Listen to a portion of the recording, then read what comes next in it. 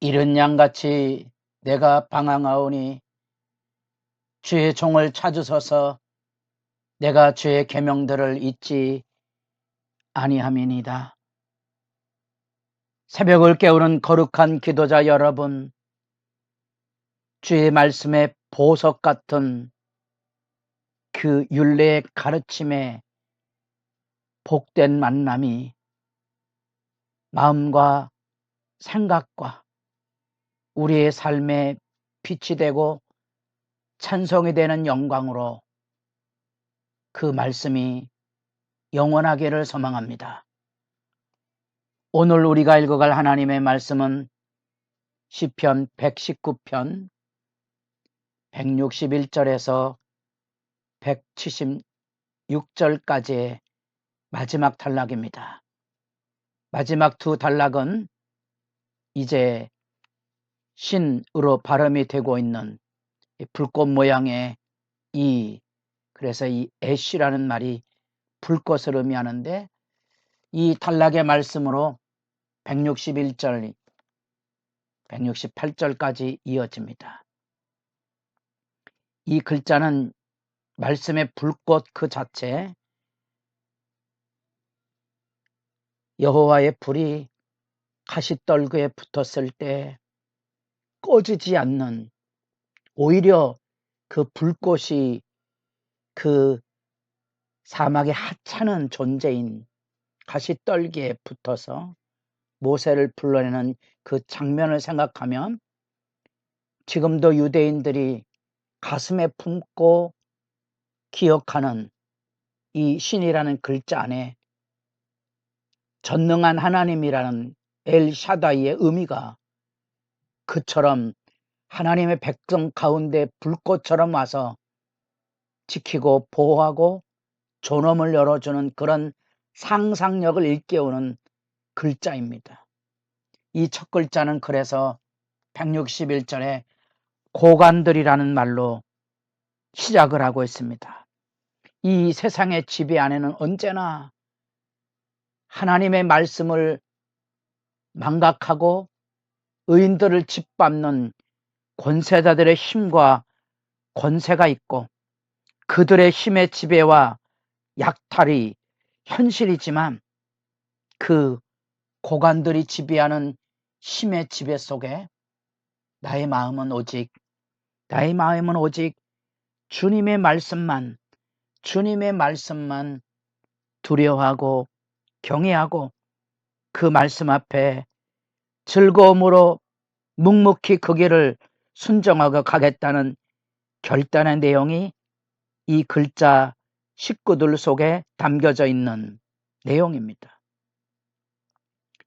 악의 지배로 이루어지는 이 고관들 힘의 지배 안에 거짓말, 그리고 삶의 수렁처럼 회방을 일삼는 악의 현실 속에 오히려 그 권력의 지배에 두려워하지 않는 하늘의 기쁨을 말씀 안에 찾아서 하루에도 7번씩 찬양하겠다는 이 놀라운 이야기, 하나님의 말씀만이 의롭게 그 판단대로 의로운 삶에 목숨을 건 헌신을 할 그런 마음의 작정이 여기 담겨져 있는 거지요. 왜냐하면 그 하나님의 법, 하나님의 말씀을 사랑하며 누리는 평안이 있기 때문에 그렇다는 거지요. 주의 법을 사랑하는 자에게는 큰 평안이 있으니 그들에게 장애물이 없으리로다. 원숙한 신앙으로 그 어떤 회방과 대적이 있어도 하나님을 찬양하는 이 영광의 믿음의 걸음마다 주를 향한 사랑과 천국을 향한 여정의 담대함이 그곳에 담겨져 있고, 그래서 진실한 소망으로 하나님의 구원을 기다리는 거지요. 그 절절한 기다림의 호소가 여호와여, 내가 주의 구원을 바라며 구원을 기다리며 열망하며 그 구원에 합당한 삶을 살고 있음을 여기 찬양하고 있는 거지요. 곧 생명의 말씀을 생명을 다해 지켰다는 그 하나님 앞에서 살아가는 당당함이 여기 내가 주의 법도들과 증거들을 지켰사오니 나의 모든 행위가 주 앞에 있나이다. 주 앞에 걸음걸음 순간순간마다 주의 말씀을 지켜 악의 지배에 휘둘리지 않는 진정한 경건을 지금 여기 고백하고 있는 거지요. 그래서 삶의 시련을 표현하고 있는 이 한밤의 어둠 속에도 주님이 주시는 그 은혜의 평안, 그렇게 매일의 일상의 간절한 구원을 바라는 마음은 오직 혼신을 다하여 주의 말씀을 지켜 행하고 있는 그 말씀의 신뢰의 걸음과 더불어 하나님에 대한 사랑의 인식 속에 나는 그 말씀을 지켜 행하여 나이다. 이처럼 놀라운 찬양이 어디 있습니까? 그 놀라운 사랑의 고백이 여기 절절히 163절에 165절에 167절에 들어져 있습니다. 이 신이라는 글자는 그래서 메주자라 알려진 성 입구에도 있고요. 유대인들의 집 문패처럼 집집마다 방 안에 방을 들어가는 입구마다 이것이 있고요. 가장 좋아하는 글씨가 이 신이라는 글자고요. 그 안에 전능한 하나님의 사다이의 엘샤다이의 그 고백이 있습니다. 바로 그들에게 하나님께서 악의 현실을 이기게 하시는 영광의 비전이 담겨져 있는 그 글자의 내용입니다. 이제 우리는 마지막 글자 22번째 글자 타부를 지켜보게 됩니다.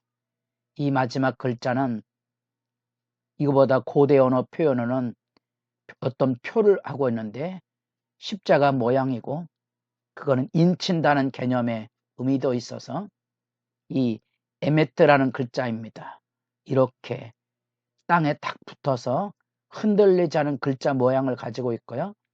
셰켈이라는 거짓이라는 단어가 있는데 거짓이라는 단어는 땅에 딱 붙어서 있지 못하고 언제나 순간과 상황에 흔들리는 모습과 대조되는 용어입니다. 에메트, 이게 하나님의 구원의 진리의 아름다운 모습이고요. 헬라어에서는 알파와 오메가로 말하죠. 히브리어에서는 알렉과 타부고요. 그 타부에 이런 표의 개념이 있습니다. 에스겔뿐만 아니라 계시록에도 나와 있는 인친다는 개념입니다. 그래서 말씀의 표로서 마지막 이 119편을 마칩니다. 그 내용은 오직 하나님께로 가까이 간다는 믿음의 율례에 대한 얘기입니다. 169절에 나의 부르짖음이 주의 앞에 이르게 하시고 가까이 하게 하시는 거지요. 하나님 앞에 내가 부르짖는 때 찾아오셔서 내게 가까이 오셔서 이 수렁에서 건지시고 그 영광을 내다보며 나는 그 말씀을 내 입술에 담아 하늘의 노래를 부르겠다는 거죠. 어쩌면 시편 119편이 가지고 있는 시편 5권 전체의 포로 후기의 절망과 아픔을 보석 같은 말씀에 담아서 여기 기도의 제목이 있다면 건져달라는 거죠. 그 마지막 구절, 그래서 우리에게 절절히 다가옵니다. 이른 양같이 내가 방황하오니, 이른 양은 목자가 찾아주지 않으면 생명을 보존할 수밖에 없는 절박한 환경을 표현해내고 있습니다. 이른 양같이 내가 방황하오니 나를 찾으소서. 선한 목자에 대한 그리움, 열망을 가지고 포로기라는 절망과 수롱과 아픔의 배경 앞에 그들이 부르는 이 아름다운 하나님의 말씀의 노래는 하나님의 도우심을 기다리며 살아가는 신자들의 삶의 책임이 무엇인지를 분명히 해주고 있습니다. 그것은 말씀을 잊지 않고 말씀을 지켜 행함으로써 하나님이 찾아오시도록 열망하고 있는 거지요. 나는 방황하고 있습니다. 이른 양처럼. 눈물 나는 구절입니다. 그래서 이 말씀의 비원, 그 슬픈 아픈 소망을 가지고 부르짖는 내용, 이 구절의 마지막 매듭입니다. 목숨을 살려달라는 절규의 외침, 주의 종을 찾으소서. 주의 종을 찾아서. 왜 주의 종입니까?